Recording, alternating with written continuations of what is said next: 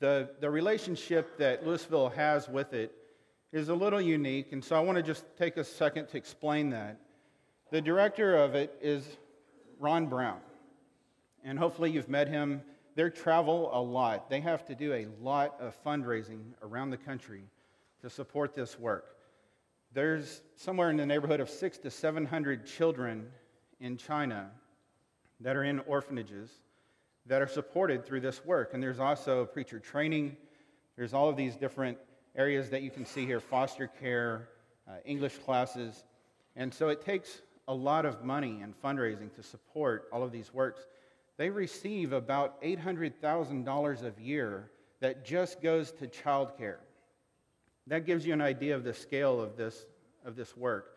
And what's really interesting to me is that one man and his wife are solely responsible for this whole work. And it just goes to show that any one of us, if we put our minds to it, we really can do anything. And we hear that a lot on TV for being successful in life, being successful in jobs and careers. But how often do we think about really investing ourselves to the point that we could touch that many lives for Christ through our own initiatives? And that's something that hopefully we can all be inspired by, is looking at the lives of inspirational people that can go out and do these magnificent things. Now, China has a lot of history, and it takes a little bit to get there. We had to fly to Detroit. Luckily, it doesn't cost near as much to fly there because Ron has relationships with people at airlines, so that for our tickets, there's a pilot that donated his buddy passes. He's not a Christian, he's not a member of the church, but his wife was, and she passed away, and she was a strong supporter of these children and this work, and so he wanted to keep her memory alive by continuing to support Chinese Agape.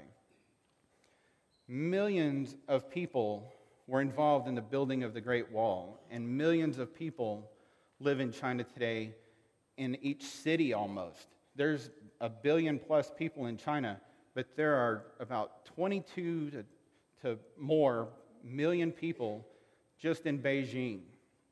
Some of you may remember 1989. Some of you weren't born yet.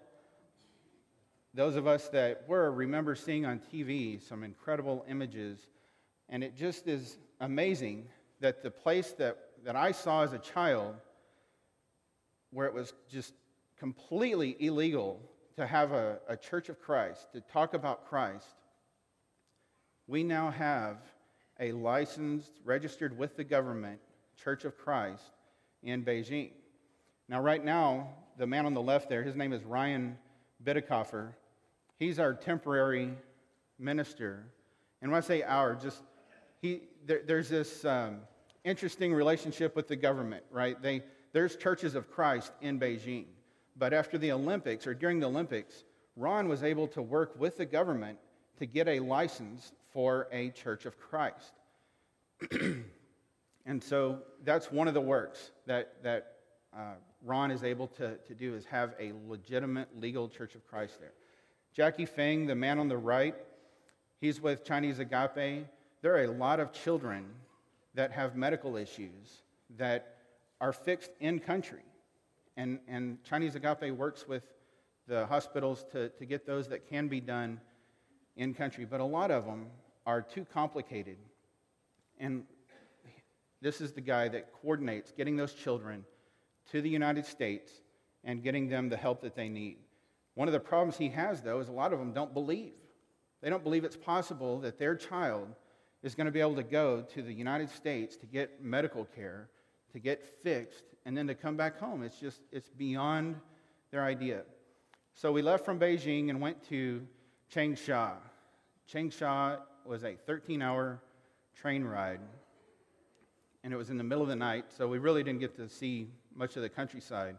But that was an interesting trip. First time any of us had ever been on a train. And it was not one of the bullet trains that you hear of. This was a slow boat in China.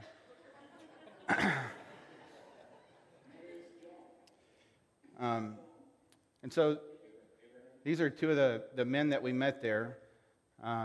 It's near the Refuge of Grace Care Center in Luxi, and Abraham is the director. And his kids got the gloves and the hats. I don't know if everyone knows, but a lot of the members here were gracious and donated a bunch of warm clothes to the children over there. And we were able to give those to them, and here are the kids wearing their hats, wearing their gloves, and it was cold over there. Beijing is north of Seoul, Korea, so that gives you an idea of just how far north it is. There we have Arctic wind come down from Canada. They have Arctic wind come down from Siberia. It just sounds colder.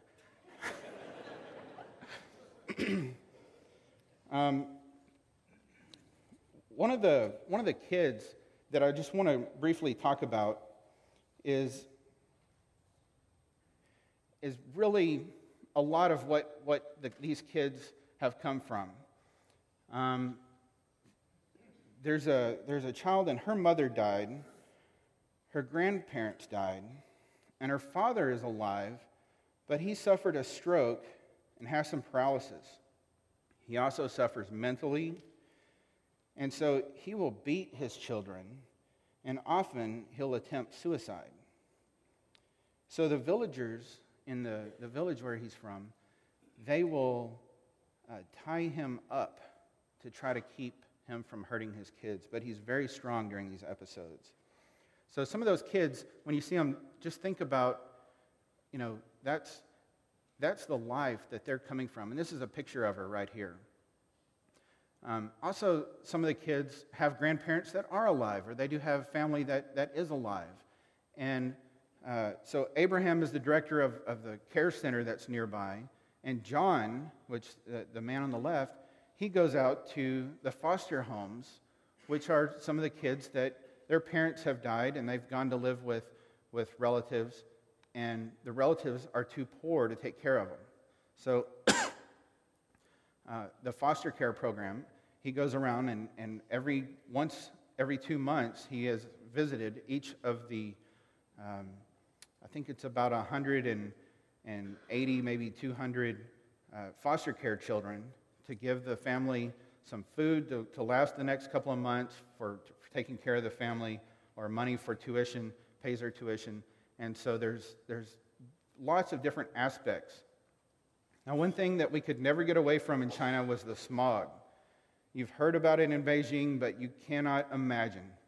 A room like this, when we walked into the airport, when we first landed, got off the plane, you could smell it.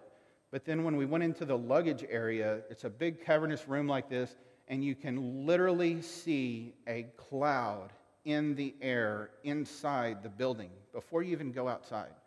That is how thick the smog is. You cannot really see more than about a block and a half or so away. So next we went to Nanning. This is where it gets a little confusing, because Ron Brown is who we met there. But not the Ron Brown here. His son.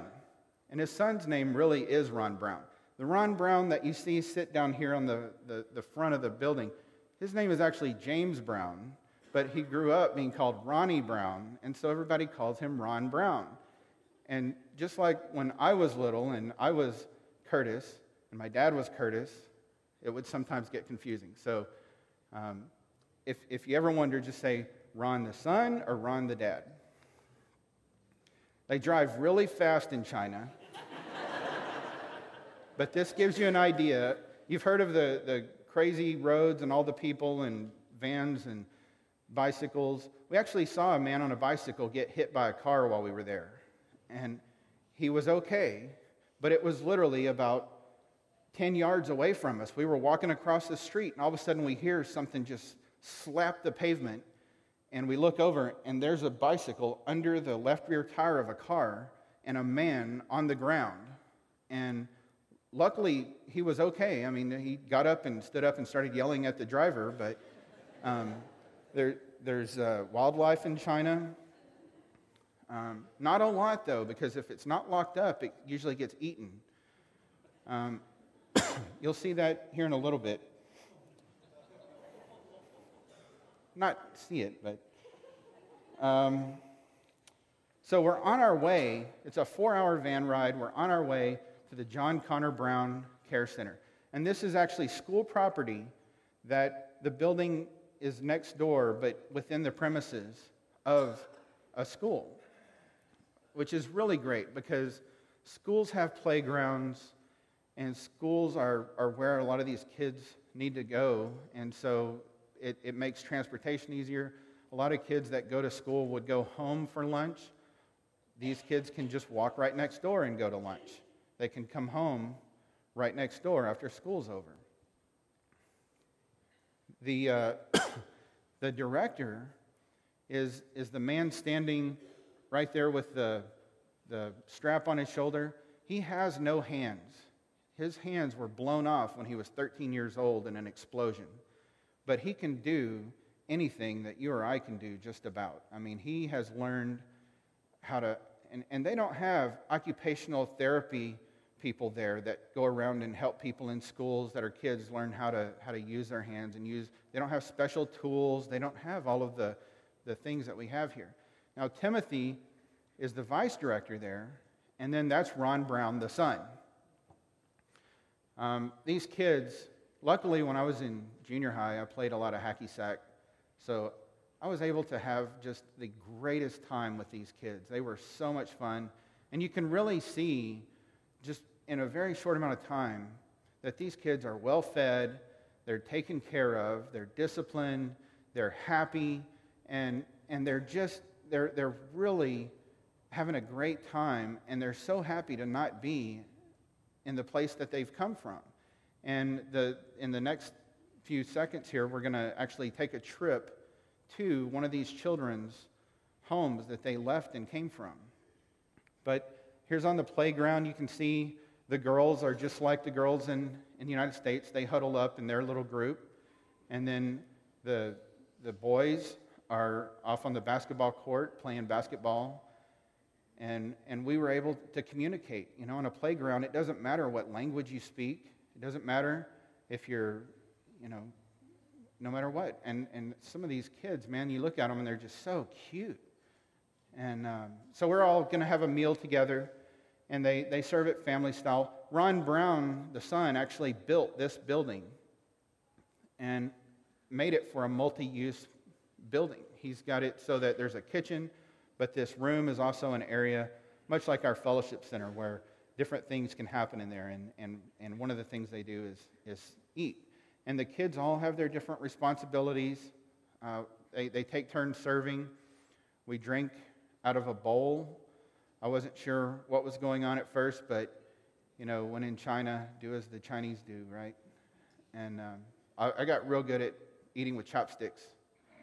And they really do prepare them good meals, though. There's chicken and vegetables and rice. The amount of rice that they go through is staggering. And you'll see a big box of rice, or basically like a trash can, like our big round trash cans. They just fill those things up with rice and then just go through it. But the kids are really being taken care of. The living areas there are nice. They're bunk beds. They have special places for all of their things. So they have a room a place for their shoes, a place for their toiletries, and they keep everything swept. One thing we saw while we were there, we had just driven up, and some of the older kids were sweeping, and then they were directing some of the younger kids on how to sweep some of the parts that they put together. So that it was just this whole, grouping of kids that would come together, and I guess they were taught this, but they had their jobs, and each one of them knew exactly what to do, and they continually keep the place clean, and they have their jobs. There's a library there because there's a lot of schooling going on. These are school kids, and there's teachers that are on site 24 hours a day to teach the kids when they're home and they need help with their homework. A lot of the kids are not, you cannot compare these kids to American kids. They grow up in a malnourished environment. They grew up in very hard conditions with parents that had no education or very little education. So things that we consider common sense, a lot of that they just don't have. And so they're being taught a lot. So we go to one of the girls that was there. She wanted to go see her grandfather. It was New Year's weekend, so it was time off from school, 3-day weekend. And there weren't all the kids at the care center because a lot of the family members, the grandparents or aunts and uncles, would come and pick them up, take them home.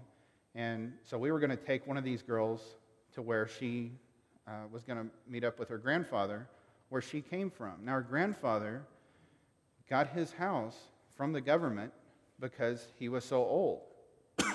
But, and you can see these are the villages, these are the little streets, and there's not a lot of traffic, so they make the roads about a car and a half wide because you just don't have a whole lot of traffic on it. We get to a certain point and we have to walk, and we go to this little concrete house out in the middle of a cornfield, basically. And you can see there's the director. We're talking about this. And watch what she does when she comes out of the house. She's holding her nose. She says, it stinks, it smells. Why does it smell in there? Because they have her grandfather has a bunch of ducks. I think they're ducks, maybe geese. I think, they're ducks. And at night, the families out in these farm kind of rural areas, they bring them all in the house. So a lot of the kids will get parasites because they're sleeping on the ox, or they've got ducks and whatever farm animals walking around in the house, and they have to do that so that their neighbors don't come and get some dinner, because it's very, very poor out here. This is the kitchen area. There's no inside electricity. There's no inside running water. When we first walked in, there was some water bottle jugs. That's the oven. I mean, this place really reminded me of kind of frontier living. And it gives you an idea of how far back the society still is. We hear all this stuff about China's going to take over the world. And, the majority of the people in China live like this. There's a lot of people in the universities that move up. The Chinese system is you test, and whenever you can't pass the test, you get dropped off at whatever level that test kind of says you are. So if you don't go very far, then this is where you live for the rest of your life. If you go real high, then you go into the universities, and then you can move around and go into banking or industry. And a lot of those people are smart enough to get out of China.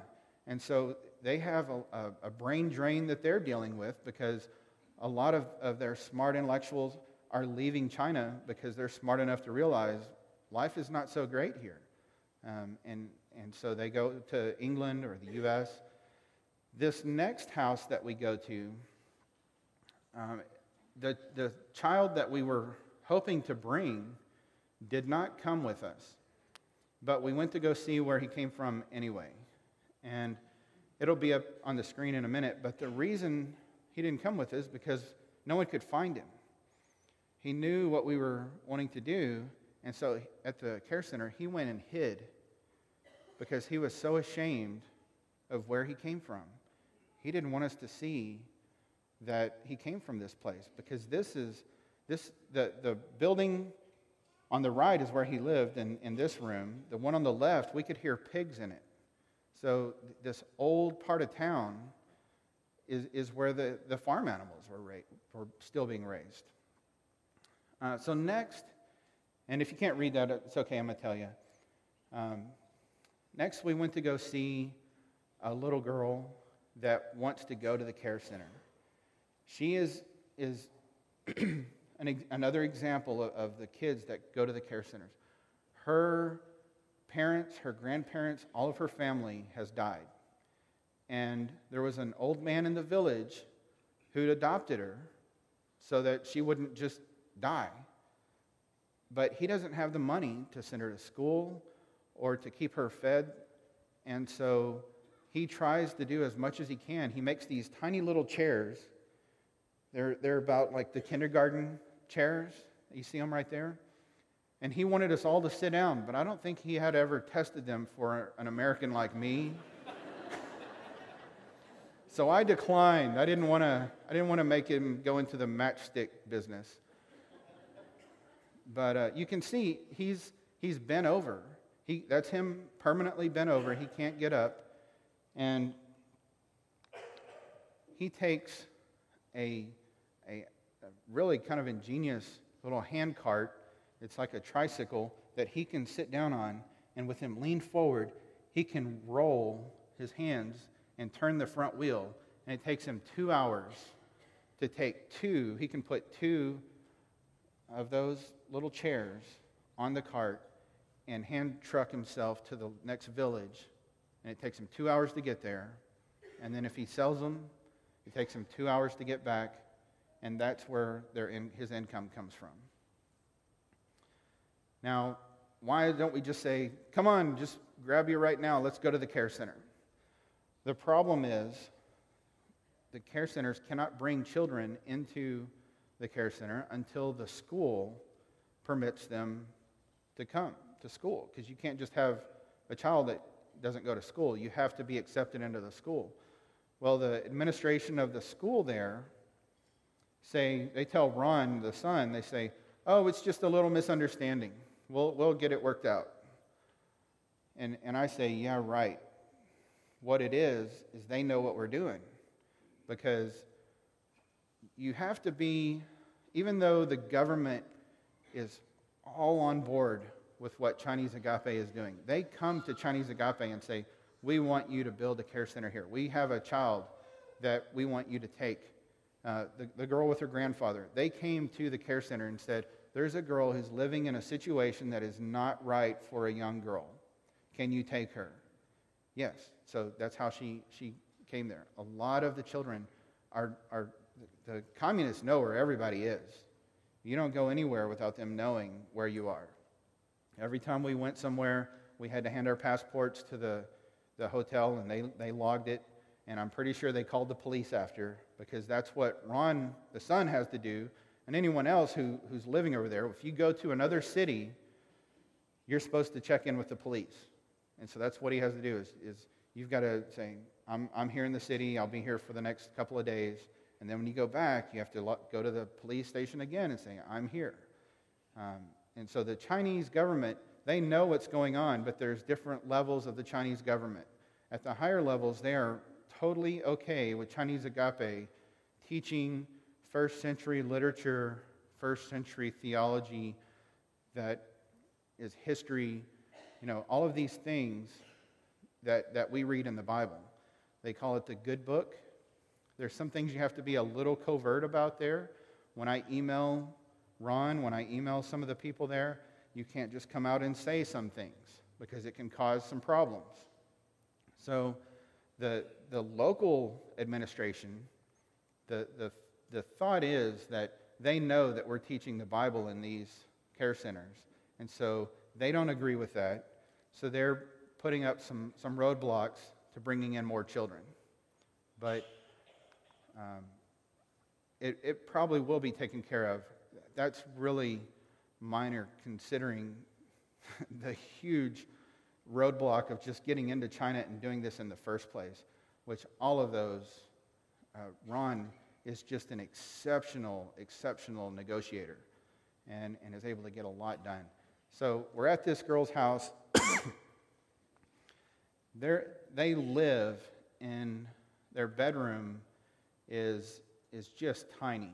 And in one corner, you can't really see it, but in one corner, they have a pile, that's a pile of yams in the corner. So literally in that corner is the yams, and the other half of the room is the bed. And the old man and the little girl, that's where they sleep, and there's a little bed, and there's one light bulb. And they have a lot of the people there, they grow as much food as they can around their house. And so that's the little girl there on the left. So next we go to Wesley's house. And once again, it's on school property. This is the dining area. This is actually where we had the best meal of the whole trip. Everywhere we ate, it was Chinese food, which I usually don't like Chinese food, but I didn't have a lot of options.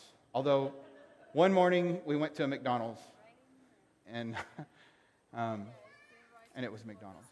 For some of the teachers here, this is some of the schoolwork that they present. Some of the kids at one contest, they put their schoolwork up on a board. The place this one was really, there was only, maybe 20 kids here, because a lot of the kids had gone with their parents, not parents, but their extended family, their grandparents, aunts and uncles. And so what's really neat about this place, though, is the director is a product of this system. He and his brother were orphans, and they grew up in one of the care centers, went to college. The one that's over here learned to be a Java programmer, and now he's come back because he wants to help the kids, and so he's the director over this care center. And his brother is a director over another care center. Both members of the church. Both of them have gone through the preacher training school. And so how great is that you have the culmination of all of this work is recycling back into itself, because it's a tough place. It's not like Africa, where everyone knows who God is and everyone has heard of the Bible. Most of the people that you run into here, unless they are well educated, they have no idea if you start talking about Jesus or the Bible. And even if you talk about God, they may not really understand. They definitely don't understand it in the way you and I understand who God is. Here's some teenagers in a class having worship service. There's just such an opportunity for all of these kids to learn the Bible. I wanted to just shortly talk about another example. Dang Li Yin. This is just a report. So all of the people who support, it takes about $35 to $40 a month per child to pay for their food, their school tuition, clothes, just all of their bare necessities. None of that goes to the administration or the teachers or the directors or the gas money to travel to go take care of all of the people that are around. None of that. That's just for the children's care. So every 2 months, a report is sent to all of the supporters of these kids. And so here's just an example. She is really healthy, but she is a little thin now. She is not a real smart girl, and she cannot take very good care of herself. She has never been taught. She is not good at her study, but she is working hard in her class. She never gives up because she is a strong girl, and she always asks questions about her study. She is a kind girl, but she is easy to be tricked or cheated by the other kids. She is learning to be a mature girl and how to get along with the other kids. I believe she will be a good student in the future. We had a big party this month, and a lot of people came from the big city to play with our kids. They have a good time. They brought some candies and sports equipment. They played games and sang songs. We believe the kids can learn a lot from the activities and other people. Most of the children have come from very poor circumstances and have no social skills. So that just gives you an example. You cannot compare on any level the society there, the people, that their education, things that we just take as the base of what a kid knows are not the same there. So the level of involvement is high to get these kids up to a maturity level that they can even understand a lot of what's going on in the world. So hopefully you understand how exciting mission work is. You know, the thing that I love about this is I get to work with just some really phenomenal people. Their focus is completely 100% on saving souls, bringing people to the Word of God, and showing them that there's more to this life than what you see around them. And, you know, we have a long list of mission efforts in the newsline. If you saw that today, there's email addresses next to each one of them. And I would really encourage you to just take a few minutes every now and then, maybe on Sunday, take the newsline home and just send a quick note saying that you're, and pray for each one of these works. And then send them a note and say, hey, just want to let you know I'm praying for you. Because you talk about remote, there's some people out there that they don't get to sit in a room with 500 people, with 700 people, and be encouraged. We heard Reed talk this morning about that, about how great it is to see everyone and talk to everyone. Imagine being the only person to recharge your batteries as yourself and the Word of God. It really helps to have someone to help you out. And just to get a quick note from someone that says, brother, I'm really praying for you. I love what I hear about what's going on, and I wish you success. Little notes like that are just so encouraging. We have a unique opportunity with Chinese Agape because there are a lot of needs. And one of those is just helping out. So if anybody here wants to get involved in this work, let me know. We have a man in New Jersey that has started helping out. His name is Dave Halligan, and he's from Ennswell, New Jersey.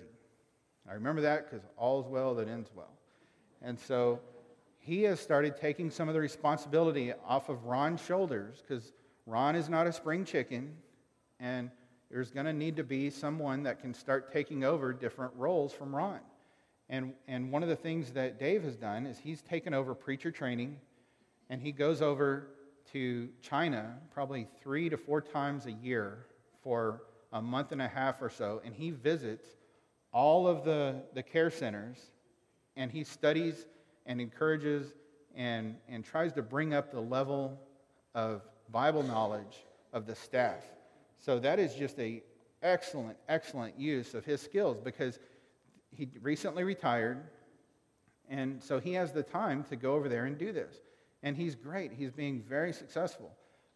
There's, I believe, around 12 people right now involved in the preacher training classes. There's teachers that come up from, I believe, Singapore to preach and teach at these preacher training seminars. There's 2 seminars a year, and then the rest is usually by correspondence.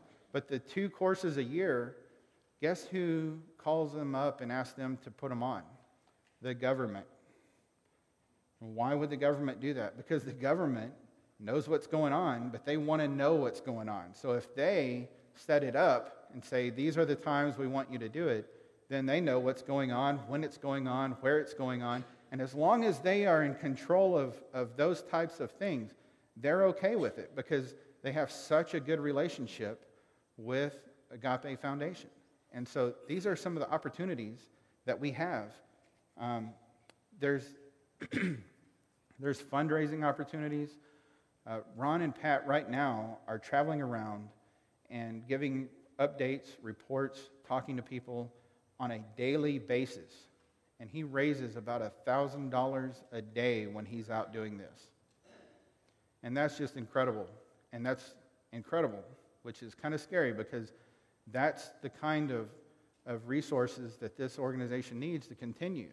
And so the more people that we could get involved with helping to go around and give updates and give reports. So if anyone is interested in that, let me know.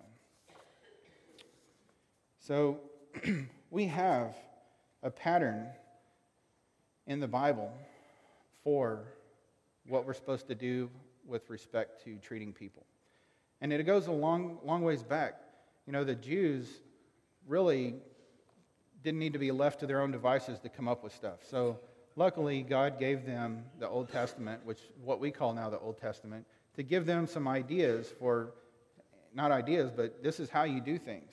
And so in Deuteronomy 14:29, it says, "The orphan and the widow who are in your town shall come and eat and be satisfied, in order that the Lord your God may bless you in all the work of the hands which you do."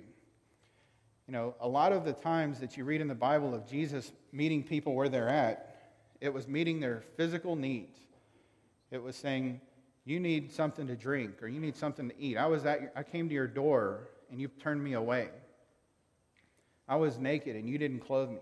The things that we need to be taking care of at the basic level are food, clothing, orphans, widows, the people that need us, the people that we can most easily, you know, a lot of times we say, well, I don't know anybody that I can talk to. Well, if you know someone that doesn't have a family, or if you know someone who's lost their family, they need you. And so the people that we can minister to are right in front of us. And all it takes is for us to open our eyes and open our hearts. And an organization like Chinese Agape that we're involved with, hopefully, is something that you're all encouraged by. I know I am, and we really appreciate the support that Lewisville has for this work.